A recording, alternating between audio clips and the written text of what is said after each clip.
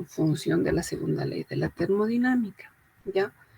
Tenemos que recordar de que existen condiciones, ¿cierto?, del primer y del segundo principio de la termodinámica, que nos decía inicialmente que la energía del universo se conserva.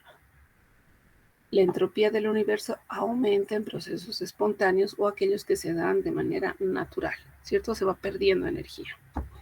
Y un proceso espontáneo es aquel donde no hay aporte energético externo. ¿Por qué? Porque este ocurre de manera normal, al ser un proceso irreversible. También recordamos que la entropía total del universo siempre es mayor a cero.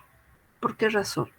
Porque estamos hablando de una entropía en macro, en grande.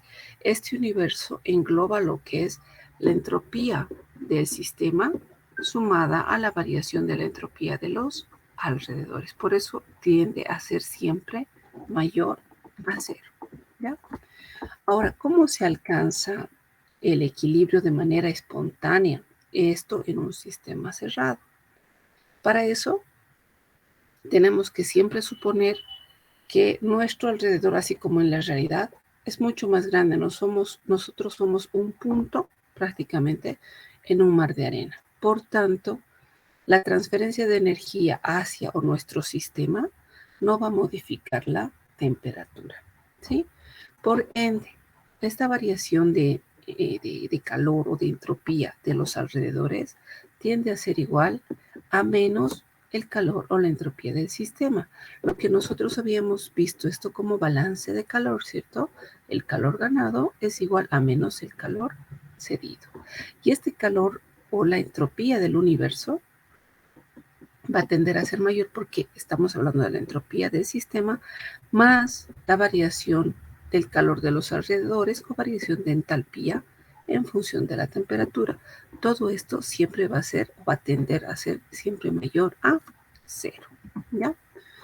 Entonces, combinando las ecuaciones con el primer principio de la termodinámica, que también nos hablaba de la variación de la energía y también hemos hablado de la variación del trabajo, tenemos que entender lo siguiente, que la variación de la energía interna de cualquier sistema siempre va a ser menor.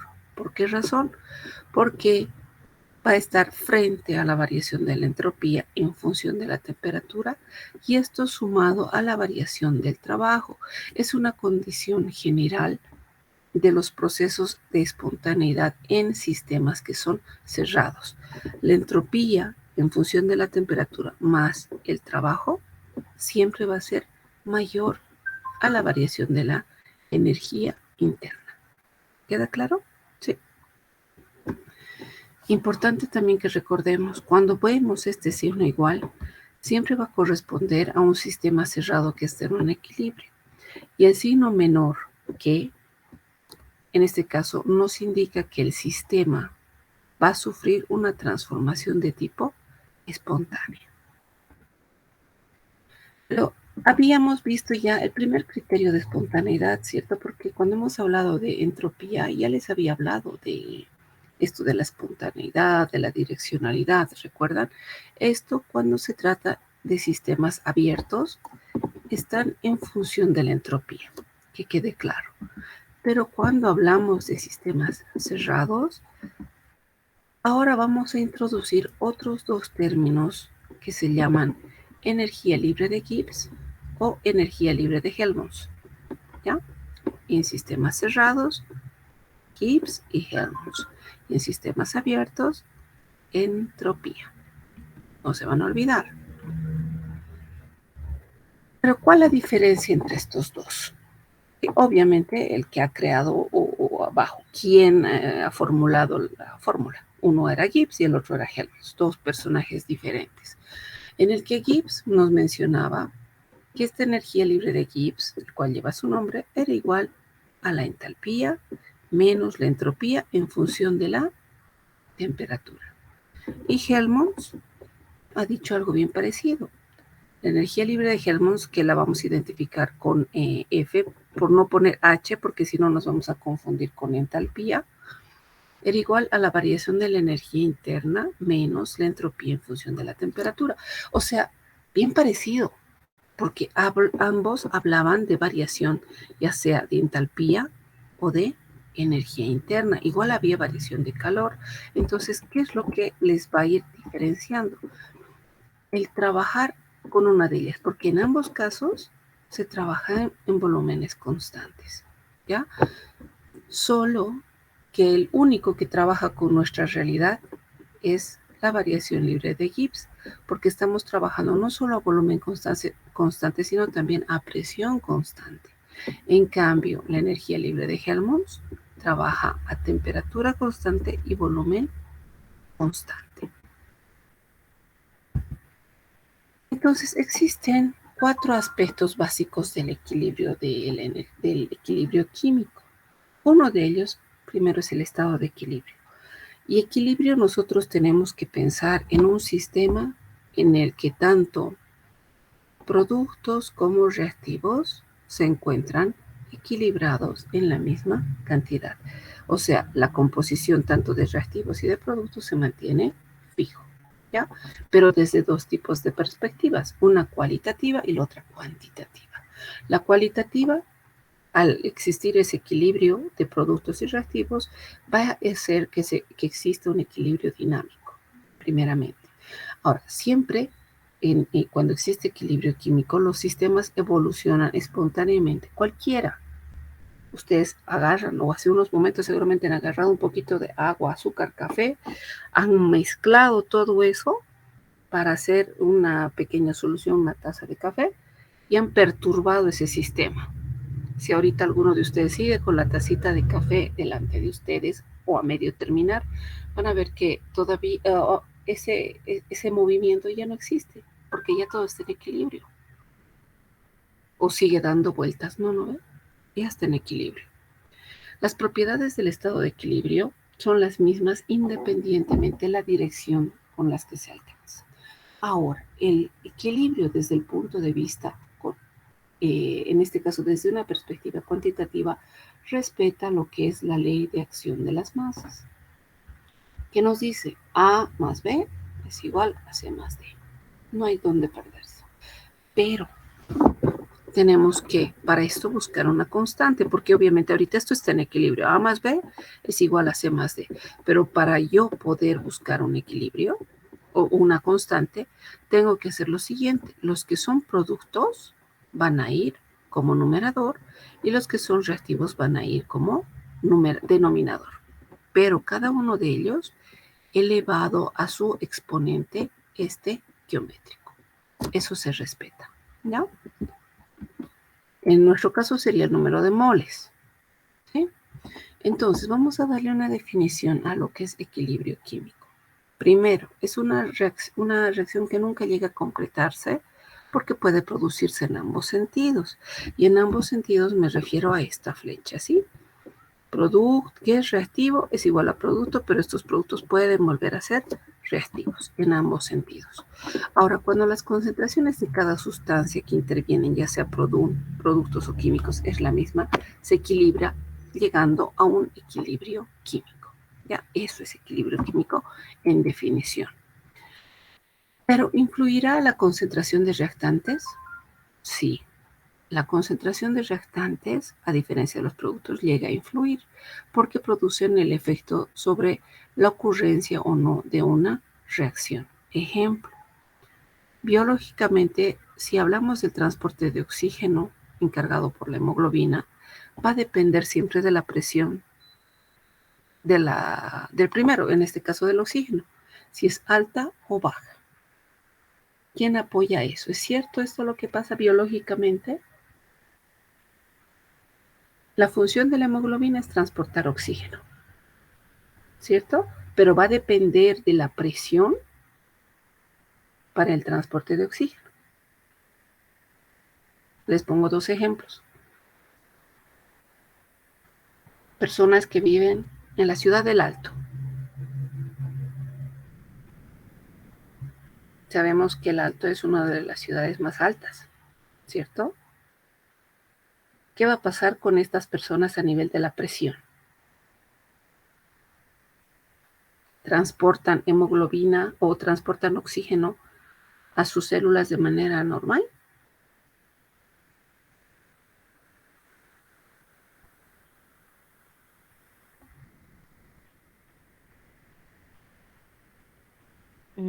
doctora. Y entonces, ¿qué pasa con ellos?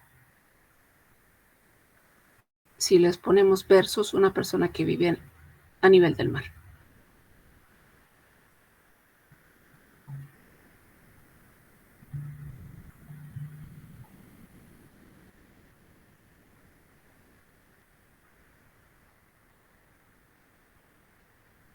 A ver, pensemos un poquito.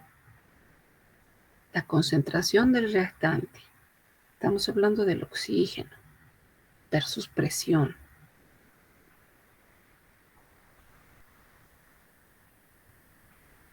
Primero, ¿qué pasa con las personas que viven en lugares altos?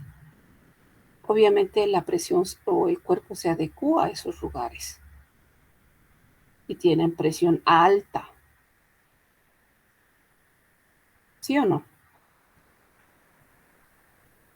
Sí, doctora, porque, por ejemplo, las personas de la tercera edad empezarían a fatigarse por las alturas. Ya pueden fatigarse, sí, porque no existe buen suministro de oxígeno a nivel celular. Sí, y eso pasa. La cantidad de oxígeno obviamente es tan alta, pero que su presión es tan elevada que no le permite transportar el oxígeno de manera adecuada. La concentración de oxígeno es, o sea, eh, no van a poder transportar, por tanto sus células van a empezar a disminuir, se van a agitar. ¿Y qué va a pasar con esos pacientes? Tienden a tener una patología que se llama poliglobulia, donde la sangre se vuelve más espesa por deficiencia de oxígeno. Y eso debido a la presión también. La Paz, el Alto, ciudad alta donde la concentración de oxígeno se puede decir que es menor. Y peor si el paciente tiene presión alta. Difícilmente suministra oxígeno, buen oxígeno a nivel tisular. Paciente con poliglobulia, nariz, orejas, labios oscuros, azulados. ¿Qué pasa con una persona que vive a nivel del mar? La presión obviamente es mucho más baja, va a haber mayor cantidad de oxígeno, el transporte de oxígeno a nivel tisular es mejor. Si alguno de ustedes tiene familiar con presión alta, ¿cuál es la primera recomendación de su médico? Vaya a vivir a un lugar más bajo. ¿Para qué? Para que oxigene mejor. Entonces, con este ejemplo estamos viendo que la concentración del reactante sí es importante. Influye para que ocurra o no una reacción. ¿Ya? Y esto también lo describe el principio de Le Chatelier. Le Chatelier nos dice, en un sistema químico que está en equilibrio inicialmente, se somete a una perturbación. Esto que cambie cualquiera de las variables que determine el estado de equilibrio. El sistema va a evolucionar para contrarrestar el efecto de la perturbación. Volvemos a los dos ejemplos de la taza de café. Ahorita está quieta su taza de café con el cafecito, ¿cierto? Vuélvanlo a mover. Otra vez háganla una turbulencia, una perturbe en ese sistema. Dentro de poquito, otra vez va a estar en equilibrio. Vamos al ejemplo del paciente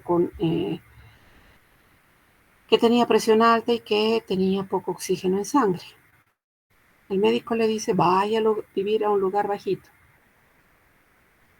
Va a haber una perturbación en ese sistema porque el paciente le hace caso a su médico y va a ir a vivir a un lugar bajito. La cantidad de oxígeno va a variar de lo que vivía en el alto a vivir en un vallecito más bajo. Va a haber aumento de oxígeno, ¿para qué? Y hasta el punto de que llegue de volver a mantener en equilibrio la concentración de oxígeno y presión. Cuando hay un equilibrio entre la presión y el oxígeno del paciente, el paciente se va a sentir mejor. ¿Se entiende? ¿Sí? Lo que nos quiere decir Chatelier. Sí, doctora. Entonces, Entonces, como estamos mencionando que la cantidad de los reactantes influencia en las ecuaciones químicas, si nosotros agregamos más reactivos a una ecuación química, va a disminuir la energía libre de la reacción. Si agrego más productos yo a una reacción química, va a aumentar la energía libre de la reacción. ¿Ya? Entonces, en condiciones de que estamos hablando ya de equilibrio termodinámico, existe esa variación de lo que les hablaba de entre Gibbs y Helmholtz, ¿sí? Y esa variación, me voy a adelantar un poquito, ahí está, se refiere a eso, a lo que hace un momento les había mencionado. Proceso que ocurre de manera espontánea, pero a presión y temperatura constante, energía libre de Gibbs. Proceso espontáneo que ocurre a volumen y temperatura constante, energía libre de Helmholtz. ¿Ya? Entonces, en un sistema en condiciones isobáricas o isotérmicas, misma temperatura, ¿cierto?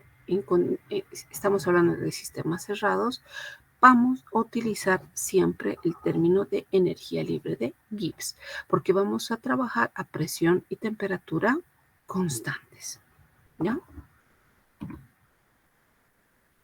Y de eso también va a depender que puede existir el criterio de que las reacciones que se llevan a cabo de manera espontánea, obviamente, que se dan al lugar de manera espontánea, aquellas que son reacciones exotérmicas en las que se libera calor, pueden creerse que todas estas reacciones exotérmicas son espontáneas y que los procesos que son endotérmicos, por el contrario, no serían espontáneos.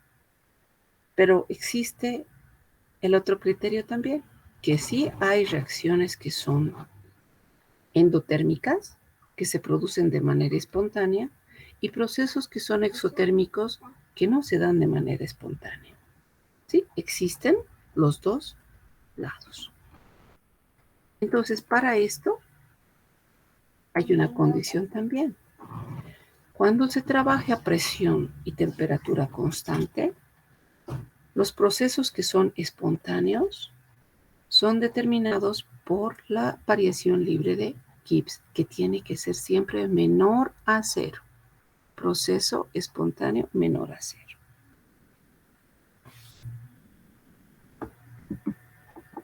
Los valores de la variación de esta energía libre de Gibbs, como hemos mencionado, vamos a trabajar solo energía libre de Gibbs, ahora nos quedamos solo con ese término. Nos olvidamos de Helmholtz, ¿ya? Entonces, para buscar esto, la energía libre de Gibbs, de formación de Gibbs también se trabaja en condiciones estándar de presión y temperatura. ¿Recuerdan qué significa condición estándar de presión y temperatura?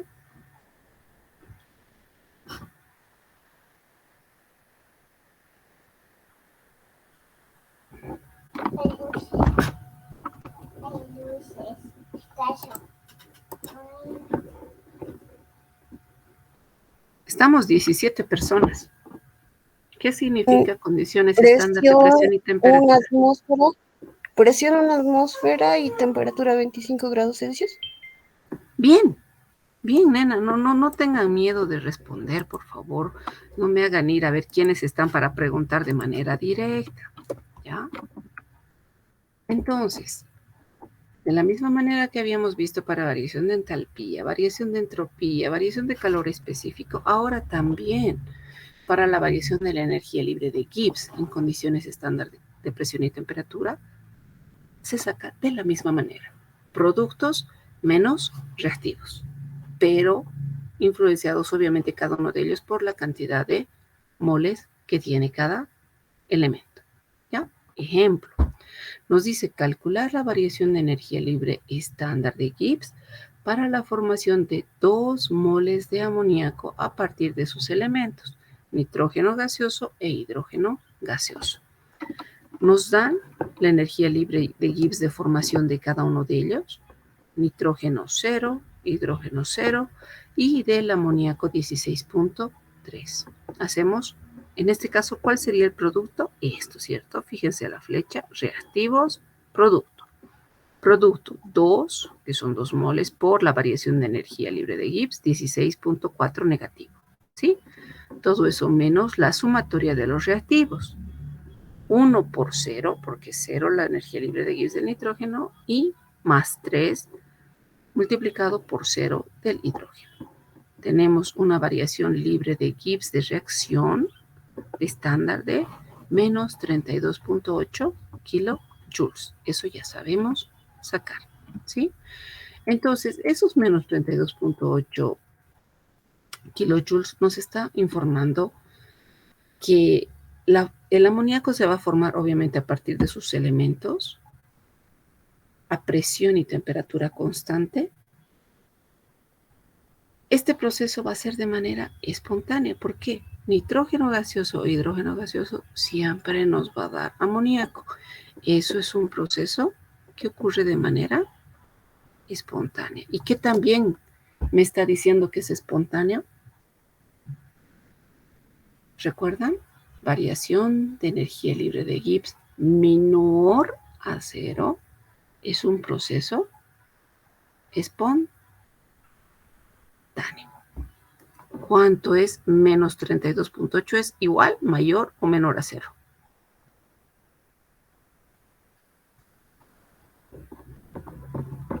¿Qué nos dice este signo negativo?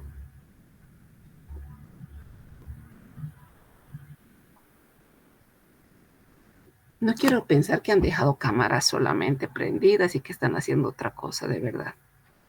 No sé si me equivoco, doctora, sería mayor a 0. ¿El menos 32 es mayor a 0 para ti? Menor a 0. Menor a 0 sería, perdón, doctora. Menor a 0. Por tanto, es una reacción espontánea. Por favor, grábense eso, ¿ya? Ahora, esta energía libre de Gibbs también depende de la temperatura, no solo de la cantidad de productos y de reactivos, sino también de la temperatura y también de la entalpía, ¿sí? Por tanto, esta energía libre de Gibbs es igual a la variación de la entalpía menos la temperatura multiplicada por la variación de la entropía. Para sistemas cerrados, porque ahora estamos hablando de todos cerrados, ¿cierto? Esta energía libre de Gibbs entonces se define de la manera que en su momento habíamos expuesto, que es lo mismo que si estuviéramos hablando de energía interna, pero tendríamos que sumar la presión por la temperatura a esta energía interna menos la temperatura en función de la entropía. Recordemos que la energía libre de Gibbs se trabaja solo a temperatura y a presión constantes. Recuerden, variación de energía libre de Gibbs menor a 0, proceso espontáneo. Energía libre de Gibbs mayor a 0, proceso no espontáneo. ¿Y qué pasa cuando la energía libre de Gibbs es igual a 0? Estamos hablando de un equilibrio químico. Esto de la entropía y de la entalpía varía un poco con la temperatura, por tanto pueden considerarse constantes. Y recuerden, ahora que estamos introduciendo otro término, cuando la variación de energía libre de Gibbs es menor a 0, es un proceso espontáneo, ¿cierto? Pero también cuando la variación de la entropía en función de la temperatura es mayor a la variación de la entalpía, estamos hablando de procesos que son espontáneos. Vamos a ver esta diapositiva que nos habla de la gráfica específicamente, habla de la variación de las entalpías. Pero si estamos hablando que ocurre el mismo caso con la variación de la energía libre de Gibbs, pasa lo siguiente. Si hay mayor cantidad de reactivos en una ecuación química y poco producto, vemos la diferencia, ¿cierto? La energía libre de Gibbs o la variación de entalpía es menor a 0. Proceso espontáneo.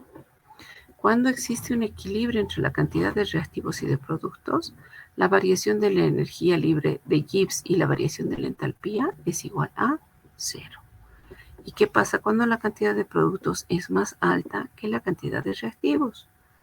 La variación de energía libre de Gibbs y de la entalpía es mayor a cero, ¿ya? Y es un proceso de tipo no espontáneo.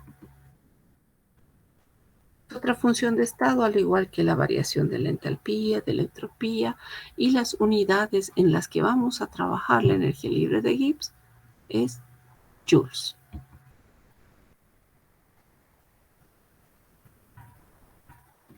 Por tanto, presión y temperatura constantes, el sentido del cambio de espontáneo es la disminución de la energía libre de Gibbs. Vamos con otro ejemplo. Nos dicen calcular el punto de ebullición del bromo. Bromo líquido a bromo gaseoso. ¿A qué temperatura este proceso es reversible? Porque si vemos la flecha, obviamente de bromo líquido va a gas, pero de gas vuelve a ser líquido. Pero ¿cuál es el punto de ebullición? ¿En qué momento hierve? Y tengo los datos. Variación de entalpías, que me da 0 para el bromo líquido y 30.9 para el bromo gaseoso. Y variación de entropías, 152 joules Kelvin mol para el bromo líquido y variación de entropía de 254.4 joules Kelvin mol para el bromo gaseoso. Recordando los criterios que hace un momento habíamos mencionado de espontaneidad, ¿este será o no un proceso? A ver, al ser reversible, estamos ya mencionando que la energía libre de Gibbs va a ser igual a cero. ¿Por qué razón? Misma cantidad de líquido se ha vuelto gaseoso y gaseoso a líquido. Hay un equilibrio. Por tanto, esta energía libre de Gibbs es cero. Entonces, si yo voy a la fórmula y saco primeramente, porque tengo variación de entalpía de cada uno de los elementos, pero no tengo de la reacción. Hago productos menos reactivos, ¿cierto? 30.9 menos 0 igual la entalpía de reacción es de 30.9. Lo mismo hago con la variación de las entropías. Productos menos reactivos. 93.2 joules Kelvin mol. ¿Qué me falta sacar? La temperatura de ebullición. Para eso, yo parto con la fórmula de variación de la energía libre de Gibbs es igual a la variación de la entalpía menos la temperatura multiplicada por la variación de la entropía. Si sé que la variación de la energía libre de Gibbs es cero, bueno, esto se vuelve cero. Por tanto, la variación de la entalpía es igual a la variación de la entropía multiplicada por la temperatura. Y despejo, ¿sí? Esa temperatura va a ser igual a la variación de la entalpía entre la variación de la entropía. De esta manera, obviamente, convirtiendo estos kilojoules a joules, divido y obtengo 331.5 grados Kelvin, lo que significa 158.5 grados centígrados, que esa sería la temperatura de ebullición del bromo. ¿Sí? La segunda condición, hace un momento hemos hablado de una perspectiva cual y cuantitativa. La segunda es la condición general del equilibrio químico. ¿Sí? Proceso espontáneo, variación de energía libre de Gibbs menor a cero. Por tanto, puedo yo sacar con la fórmula que he conocido, ¿cierto? Productos menos reactivos. El equilibrio se manifiesta cuando la cantidad de productos es igual a la cantidad de reactivos. Y nos vamos con esta tabla, en la que tengo reactivos puros, productos puros. En una reacción química, cuando el proceso se lleva a cabo de manera espontánea, la variación de la energía libre de Gibbs es menor a cero. En cambio, cuando yo puedo aplicar trabajo para que ocurra una reacción que sea de tipo reversible, de que pase de producto otra vez vuelva a ser reactivo, la variación de energía libre de Gibbs es mayor a cero. Es un proceso no espontáneo, ¿cierto? Y cuando llegue un punto de equilibrio entre productos, entre reactivos y productos, la variación libre de Gibbs es a 0. Pero ¿qué quiero mostrarles con esto? Que si yo inicialmente tenía cierta cantidad de reactivos puros, he llegado a esta cantidad de producto. Pero difícilmente voy a llegar de este producto a obtener la misma cantidad de reactivos. Hay una diferencia.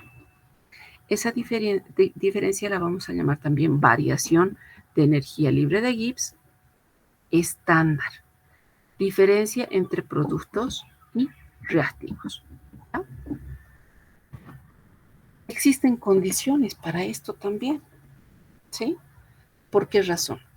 Cuando la variación de la entalpía y la variación de la entropía van a ser positivas, signo positivo, significa que la reacción se ha producido de manera espontánea a temperaturas altas. A bajas temperaturas, la reacción es espontánea en sentido reverso, o sea, puede ser reversible a bajas temperaturas. Pero ¿qué pasa cuando la variación de la entalpía es positiva y la variación de la entropía es negativa? En este caso, la variación de la energía libre de Gibbs siempre va a ser positiva. Es una reacción de tipo espontánea que se lleva a cabo a diferentes temperaturas. En cambio, cuando la variación de la entalpía es menor y la variación de la entropía es positiva, la variación libre de la energía libre de Gibbs es siempre negativa. La reacción se produce de manera espontánea también a cualquier tipo de temperatura. Pero consideren algo, fíjense. Si la variación de la entalpía es positiva, Gibbs es positivo. Si la variación de la entalpía es negativo, Gibbs es negativa. Cuando en ambos casos la entalpía y la entropía son negativas, estamos hablando que el proceso ocurre de manera espontánea, pero a bajas temperaturas, porque a altas temperaturas la reacción se vuelve reversible. ¿Sí? Entonces existen condiciones que relacionan tanto la entalpía, entropía y la energía libre de Gibbs. La tercera condición es de los equilibrios, en este caso del equilibrio químico, es hablar directamente de los procesos que se llevan a cabo en sistemas gaseosos ideales. ¿Por qué razón? Esa diferencia de energía estándar libre de Gibbs, de productos y de reactivos sumados a la temperatura y sumados a la constante ρ por el logaritmo natural del cociente de reacción, o sea, lo que habíamos hablado de la ley de acción de las masas, forman la variación libre de Gibbs también. Pero considerando que este cociente de reacción no solamente habla en cantidad de moles, sino también puede hablar a nivel de las presiones. ¿Sí? Vamos a ver ejemplos para que me entiendan. Entonces, este equilibrio, cuando la energía libre de Gibbs es igual a 0, estamos hablando de un sistema en equilibrio, ¿cierto? Esto, cuando esté en equilibrio, va a ser igual la energía libre de Gibbs restante, vamos a decir, entre productos y reactivos, va a ser igual a menos la constante ρ por la temperatura por el logaritmo natural de K. Esta K es el mismo cociente de reacción que se aplica en la ley de acción de las masas, que también tiene, se puede decir, sus condiciones. En este caso, que relacionan el cociente de reacción con la variación de la energía libre de Gibbs. Cuando la energía libre de Gibbs es negativa, el logaritmo del cociente de reacción es positivo. Por ende, esta constante o este cociente de reacción tiende a ser mayor a 1. Significa que existen más productos que los reactivos para alcanzar el equilibrio. Cuando la energía libre de Gibbs es 0, significa que está en equilibrio, ¿cierto? Por tanto, el logaritmo del cociente de reacción también va a ser igual a 0. Por tanto, el cociente de reacción es igual a 1. Productos y reactivos están en la misma cantidad para alcanzar el equilibrio. En cambio, cuando la energía libre de Gibbs es positiva, el logaritmo del cociente de reacción es negativo. Este cociente de reacción es menor a 1. En este caso, cuando relacionamos este cociente con la energía libre de Gibbs, la cantidad de reactivos son mayores que la cantidad de los productos para poder alcanzar el equilibrio. ¿Ya? Vamos con este ejemplo. Nos dice, para la reacción de nitrógeno más hidrógeno igual a amoníaco. Vamos a seguir con el ejemplo de hace rato. ¿Ya? La constante de equilibrio nos menciona es 8.124 por 10 a la 2 a 25 grados centígrados. Calcúlese la energía libre de Gibbs estándar de la reacción. Partimos con nuestra fórmula. Esta energía libre de Gibbs estándar, o sea, restante entre productos y reactivos. Y hacemos esto. La constante ρ, 8.314. Temperatura 25 grados centígrados, que es lo mismo decir 298.15, multiplicado por el logaritmo natural del cociente de reacción, 8.124 por 10 a la 12. Reemplazamos todo esto y obtenemos que la variación de la energía libre de Gibbs es menos 16.608.070 joules Kelvin mol, o decir, menos 16.6 kilojoules sobre mol. Corresponde al dato que hace un momento les había brindado. ¿Dónde está? Ahí está, en más anteriores diapositivas, creo. Espérenme. Ahí. Menos 16.4.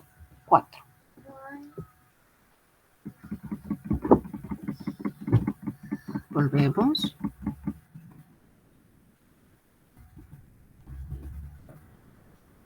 Sí, obviamente nosotros hemos sacado 16.6 y hace un momento les había dado 16.4, que es casi igual.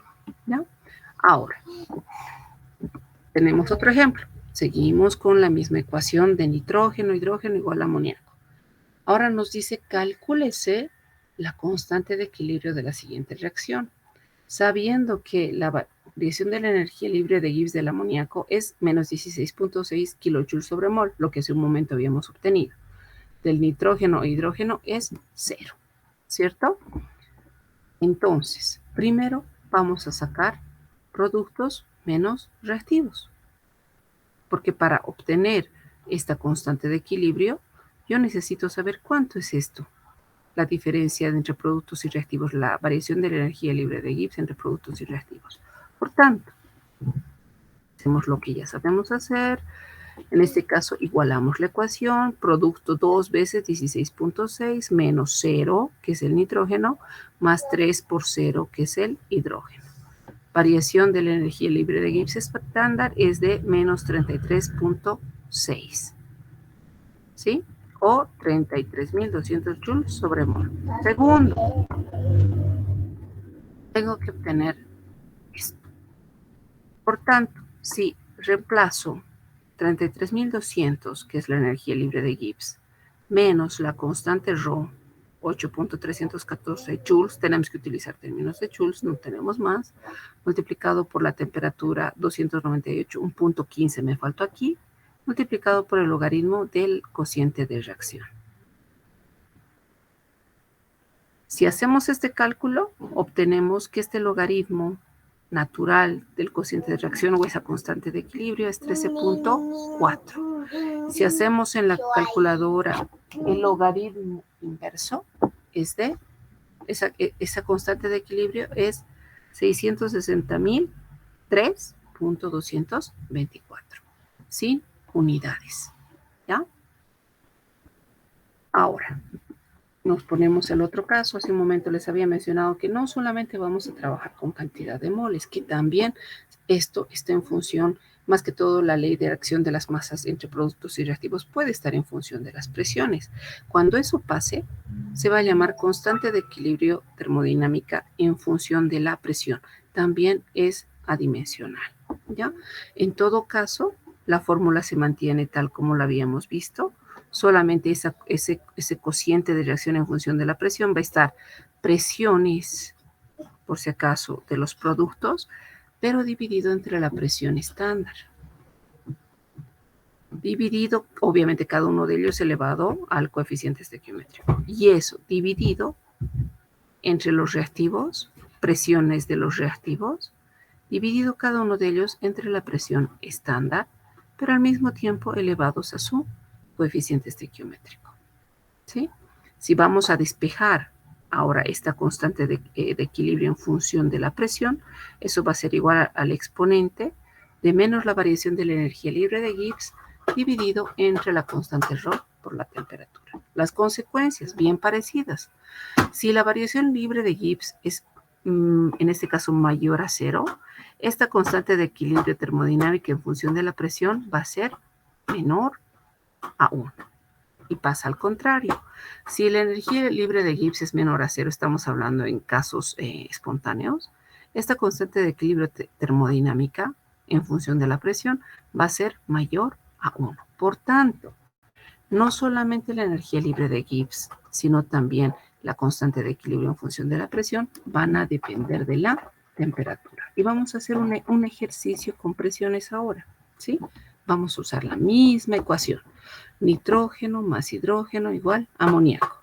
Nos dice 298.15. Las presiones parciales de los gases de la mezcla de la reacción son, para el nitrógeno, 190 torricelis, hidrógeno, 418 torricelis y amoníaco, 722 torricelis. Nos dice calcule el valor de la energía libre de Gibbs. Nos está pidiendo esto. Entonces, primero voy yo a obtener el cociente de reacción, esta constante, pero que tiene que estar, recuerden, si hablamos de presión, tengo que dividir la presión entre la presión estándar. ¿Cuál es la presión estándar en torricelis? ¿Un bar es igual a cuánto? 760 torricelis. 160 torricelis. Entonces vamos a hacer eso. Cada una de las presiones yo voy a dividir entre 760 torricelis, sea de los productos y sea de los reactivos. ¿Ya? Pero vamos a elevar cada uno de ellos a su coeficiente estequiométrico. No multiplicar, elevar. En este caso, nuestro producto es amoníaco. Tiene 2 moles, ¿cierto? Voy a elevar esa división a 2. Hablamos de reactivo.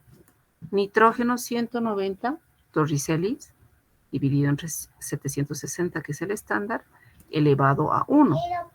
¿Sí? Y el otro, de 418 torricelis entre 760 elevado al cubo, porque son 3 moléculas. Si hacemos esta operación, obtengo esta constante de 21.698. Pero todavía no está concluido. Tengo que sacar ahora la variación de la energía libre de Gibbs, la que está, la diferencia entre los productos y los reactivos. Para eso hago esto, productos menos reactivos, lo que conocemos, con los datos que tenemos. Y tenemos que esta variación es de menos 33.2 kilojoules sobre mol. Ya tengo esto que me queda, sacar la variación de la energía libre de Gibbs. Reemplazamos.